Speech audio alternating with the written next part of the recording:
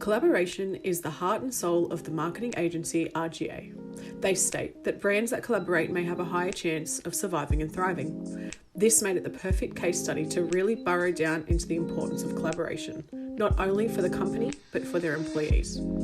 Rebecca Bezzina is an Australian woman who has worked her way through the creative industry, leading the team at RGA Sydney and now the Managing Director of the London RGA office. Rebecca has spearheaded new business and relationships and drove digital transformation for clients at RGA, whilst also making a rapid rise in the industry, which included being awarded Young Direct Marketer of the Year, Top 30 Under 30 Nomination Leaders to Watch in Australia, and being named a Woman to Watch by Campaign Asia in their annual list. Here's my interview with this remarkable businesswoman. So first off, I want you to explain your journey through the creative industries. I finished university, didn't know what I wanted to do, and I ended up working for actually a friend's father's business, which they did magazine publishing, and I worked in like sales and marketing. I did it for about a year and a half and I really didn't like it. I didn't like the sales aspect of it, and I always was drawn to wanting to work in a creative industry, and particularly creative agencies that help big clients. And so I remember at the time I took a huge pay cut. My dad thought I was mental. He was like, "What are you doing?" But I was like, I just wanted to feel good about what I'm doing versus hating working on, going to work every day. So then I started as a junior. I started as a junior in client services in a big agency called George Patterson, which is was one of the most iconic agencies in Sydney at the time. They don't exist anymore because they've merged, but they created the Yes for Optus and did lots of big famous jingles that you'd know if you'd seen them. Anyway, so I did that, and then I slowly worked in accounts and worked my way up throughout my career. Worked in different agencies, probably 4 or 5 different agencies, always working on different side of clients. So I worked on like Commonwealth Bank, I worked on Telstra, I worked on Nestle, so lots of different types of work and projects. And then I got to the point where I joined RGA, which is where I still am now. And I'm coming up to, I think, 7 years in total, even though I've left twice and returned. But RGA is an amazing company. We do a lot of innovation consulting, we do design, we do creating new experiences for clients. And I help set up the offices in Australia, in Sydney and in Melbourne. And then I moved to London now, where I am, and I'm running the London office. Wow, look at you go. Oh, such a businesswoman. Alrighty, so then what is your favourite part now about being a managing director? I think I love mostly the fact that I get to deal with lots of different problems every day. Like every day is different for me, dealing with lots of projects, lots of people. I love the people aspect of the job, to be honest, like trying to get people motivated and making sure they're satisfied and how everyone works together. And I get a lot of satisfaction out of that. And also just seeing a company change and having to drive that change with a team. It's one thing I definitely like doing, and part of my job. How does an idea turn into a production? Like, what's the process of that? Yeah, so what happens is normally we get a brief from the client, and the client will give us a business problem, and we will then go away and think about how do we deal with that business problem, which often involves a meeting of many minds kind of coming to the table in terms of different skill sets. So someone from maybe strategy, a creative, a designer, someone in technology or data, and we try to first understand the problem and work through the process of how we want to take the brief through the business. So it's not linear, because that's quite old school. When it's linear, what I would call like a baton change from one department to the other. Like some companies still work like that, but it's very, I think, quite traditional and old school. What we do is more bring different skills together and then work on there's multiple things happening on a project at the same time. But typically we're looking at defining a strategy and an answer to that brief, and then we make it. So it goes into experience or visual design, or through conceptual design, which we call story design. And then it goes, once we've nailed what we're doing conceptually, we go into production and we make it. So then it starts to become real. And then obviously we launch it. What makes collaboration worthwhile in your line of work? My company, we would not be able to operate if we didn't collaborate. Things move so fast in the organisation that if we didn't find ways to effectively collaborate, and some of it's like technology that helps aid it, and some of it's then a lot of it's the people and the culture that we set up within the business to be able to facilitate like true collaboration, because people talk that they're collaborative, but they're not. Our business, it's the like heart and soul of how we work. We very often are bringing, as I said at the beginning, multiple kind of skill sets together and at rapid pace as we move through different projects. So if you don't have the environment culturally and structurally set up to be able to support that, it can be difficult. But for us, we wouldn't be able to operate the business, because everything we do every day is lots of different people coming together. So collaboration is one of our core values of the business, and even when we're hiring, we look for people that are going to want to be like that, because otherwise things would just fall over. How important is it to build relationships between yourself and your team to create the best possible outcome for your clients? It's everything. It's the number one thing. The people are the business. I mean, so I work in London. I have relationships with my team, my direct reports and my total team, but I also report into New York. So I then have because I work as part of a global network, I'm constantly working with other MDs in other offices around the world. And so if I wasn't able to collaborate and hold those relationships, we wouldn't be as successful. And at the end of the day, all problems are solved when you have a good relationship, that you can sit down and talk about them, and that you build trust, and that you've got a team that people have each other's backs. And so I spend a lot of my time as the leader figuring out, how do I get people to work better together? How do I make sure people have got the right relationships? How do we get better relationships? How do we drive like clarity and harmony in how people work? So I'd say like, God, how long? I reckon I could spend in some weeks at least 60% of my week on trying to do those things in different ways with different people across the organization. Yeah. A lot of it just comes down to, a lot of what we do is we're a service business. So we're only as good as the people we have. So if the people we have aren't aligned on the same page, having great relationships, able to collaborate, it just doesn't work. Yeah. All right. So talk me through your favorite campaign that you've done. Oh, geez, that's anything. You know what?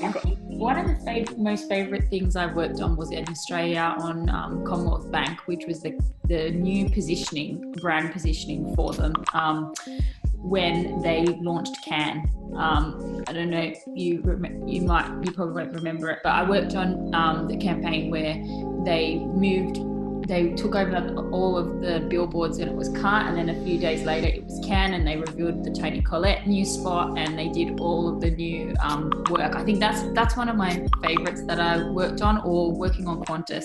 I did a lot of work on Qantas, like launching the A380, the first ever A380, I worked on the Beijing Olympic stuff. So they're the two things that stand out that I loved working on. Yeah. You had, and this could go back to what your favourite campaign is, but have you had any memorable professional collaboration experiences? Yeah, there's heaps. Let me think of one. Yeah, so we did this, I remember a big one actually. We did this thing in Sydney where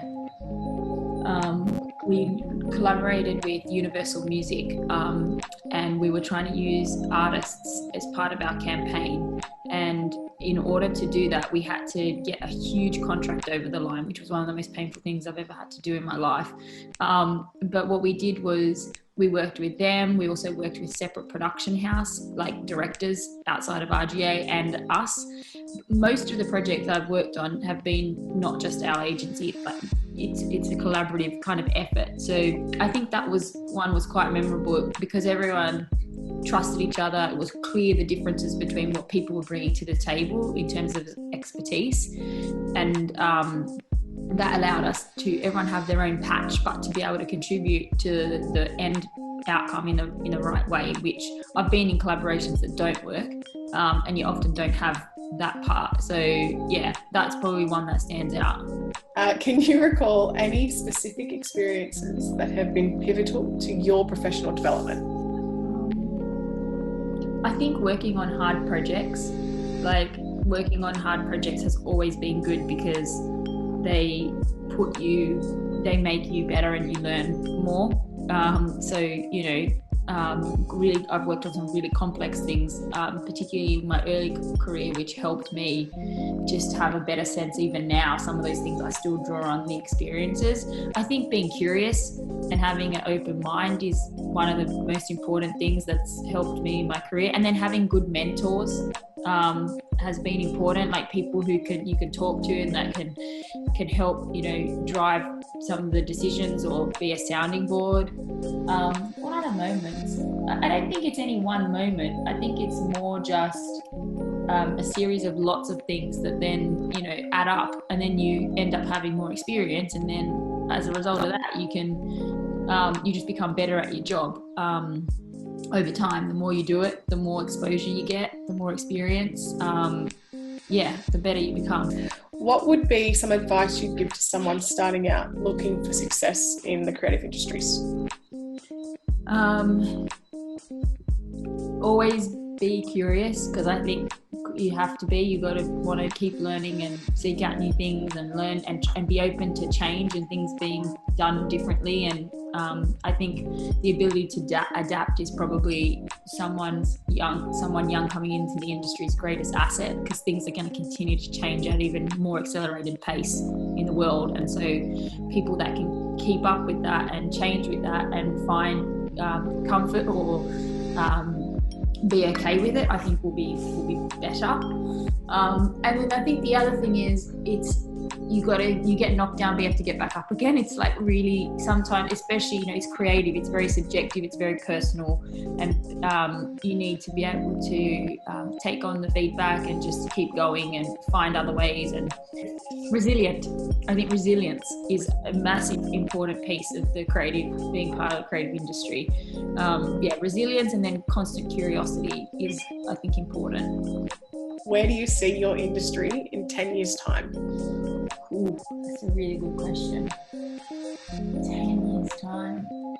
In 10 years' time, I think that the creative companies that will win will be companies that really understand brand and technology and how to meld those things together. They're companies that I think are really diverse in the makeup of the staff. And come across as always being small and mighty and specialized. So the big companies, even bigger companies, we're seeing wanting to attract more and more those smaller, independent, specialized companies. And so I think those people will win. But I think